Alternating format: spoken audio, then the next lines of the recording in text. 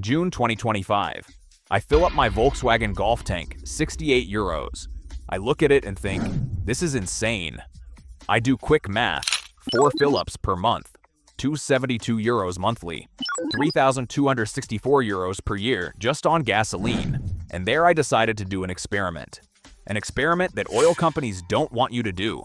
For 6 months, I applied 7 specific techniques. I documented everything, every fill-up, every liter, every euro. Final result, consumption dropped from 8.2 liters to 4.9 liters per 100 kilometers, a 40.2% reduction. Annual savings, 1,306 euros, 1,300 euros that no longer go into the pockets of Shell, BP, or ExxonMobil. Today I'm going to show you exactly what I did, step by step. No weird tricks, no illegal modifications, just techniques that work and you can start applying tomorrow. And stick around until minute 7 because technique number 6 is the most powerful. Alone it can reduce your consumption by 18%. And it's so simple you'll get angry for not having applied it before. Starting important context. My car is a Golf 1.5 TSI with 150 HP gasoline manual, year 2020. I do 75% city, 25% highway. Basically the average driver profile in Spain. If your car is different, the exact percentages will vary, but the techniques work the same. And subscribe if you want to stop giving your money to oil companies. Let's go. Technique number 1, optimized tire pressure. This sounds obvious, but nobody does it right. January 2024, before the experiment, I check pressure. Left front tire, 2.0 bars. Right front, 2.1. Rear, 1.9 and 2.0. Car manual recommends 2.3 bars front, 2.1 rear. I've been driving for months with low pressure, and it's not a little low. It's 13% less than recommended. Here's the science. Every 0.1 bar below increases rolling resistance by 1.5%. My tires had 0.3 bars less. That's 4.5% more consumption for nothing. What I did? Bought professional digital pressure gauge, 19 euros on Amazon. 0.01 bar precision. Raised pressure to 2.5 bars front, 2.3 rear. Yes, 0.2 bars more than recommended. Weekly check. Every Monday morning, cold engine check and adjust. Result first, 2 weeks. Consumption dropped from 8.2 to 7.7 liters. 6.1% reduction, just with this. Slightly harder ride? Yes, a bit, but imperceptible in city. And on highway, 0 difference. Cost, 19 euros once. Annual savings, 198 euros. Technique number 2, eliminated unnecessary weight. I opened the trunk. This is what I found. Beach chair, 4 kilo complete toolbox, 12 kilo spare wheel, 18 kilo. Car has puncture repair kit. Gym bag with clothes, 6 kilos empty water bottles, cables, trash, 5 kilos, total 45 kilos of crap. I've been dragging around for months for no reason. The physics is brutal. Every 50 kilo extra increases consumption by 2% in city, 1% on highway. What I did, took out everything except warning triangles, mandatory, vest, mandatory, puncture repair kit, basic first aid kit, weight eliminated, 41 kilos. Also checked interior, removed rear floor mats I never use, 2 kilos, books from back, seat, 3 kilometer, forgotten umbrella, 0.5 kilometer, total cleanup, 46.5 kilometer less. Result, consumption dropped from 7.7 to 7.4 liters, additional 3.9% reduction. An unexpected bonus, the car accelerates better, feels more agile. Obviously it weighs 50 kilo and less. Cost, 0, just 20 minutes of cleaning. Technique number 3 radically changed my acceleration style. This was the hardest for me because it requires changing 15-year habits.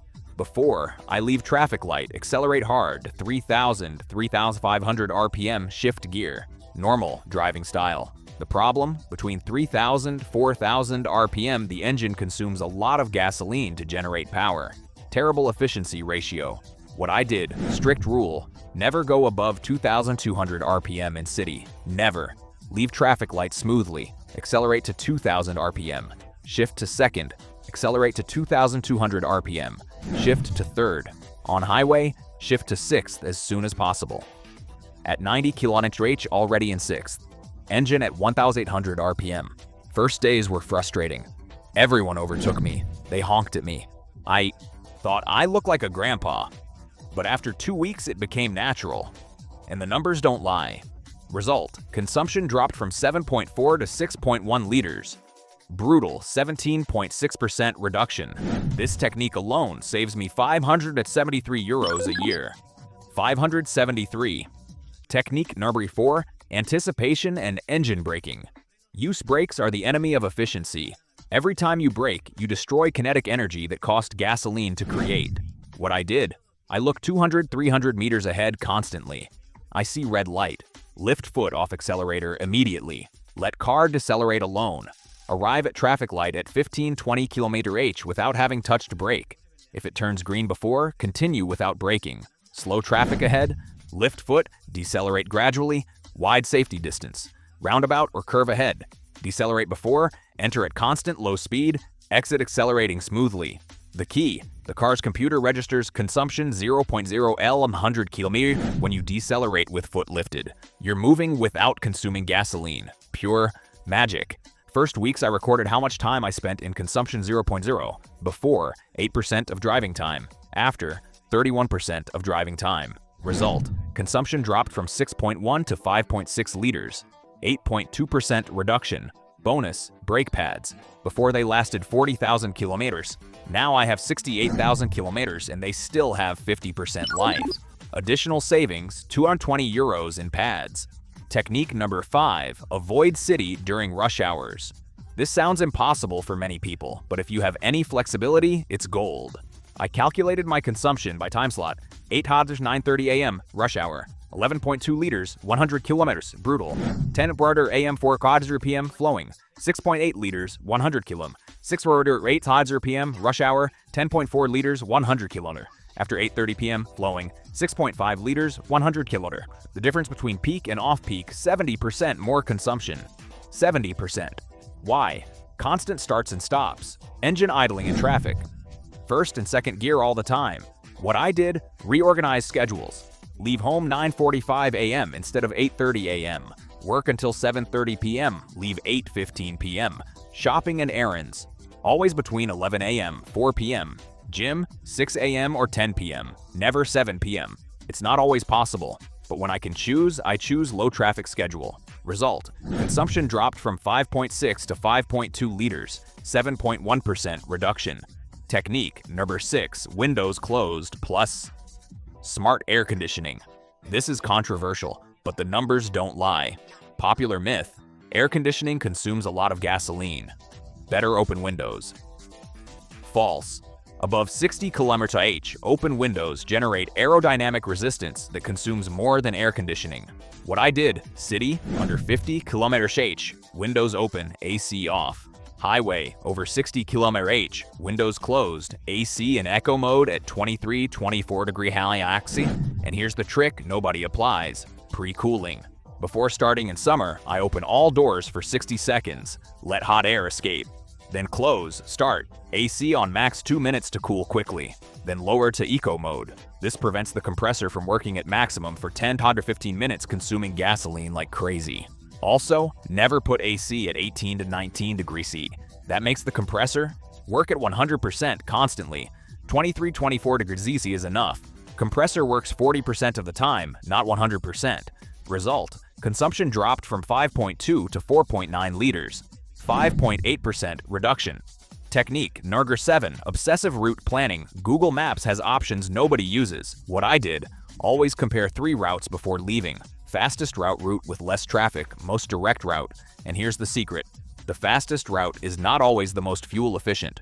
Real example: Route A, 8.2 km, 18 minutes, 14 traffic lights, moderate traffic. Consumption 7.1 L on 100 km. Route B, 11.5 kilometers, 22 minutes, 3 traffic lights, peripheral highway. Consumption 5.4 L 100 kilometers. Route B is 40% longer but consumes 24% less. In a daily trip over a year, that's €180 savings. I also use Waze to avoid traffic in real time. A 10-minute traffic jam can shoot consumption to 15 L 100 kilometers. Avoiding it is worth any detour. Additional result: combining everything, I kept consumption at 4.9 liters consistently. Final results after 6 months. January 2024. Hibar sheet. Before. 8.2L 100 km July 2024. After 4.9L 100 km reduction, 40.2% monthly expense before, 272 euros monthly expense after, 163 euros monthly savings, 109 euros annual savings, 1,306 euros. In 5 years, that's 6,530 euros that don't go to Shell. In 10 years, 13,060 euros. With that money, you can buy a decent used car. And here's the part oil companies hate.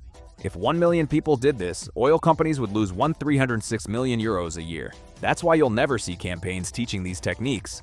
They profit when you drive badly, when you accelerate abruptly, when you have low tires, when you go during rush hour. Your inefficiency is their profit. Now, most important, did this affect my life? Honestly, the first 15 days were weird. Driving smoother felt slow. Leaving later forced me to reorganize. But after 1 month, it became normal. Now I drive like this without thinking. And the secondary benefits: less stress.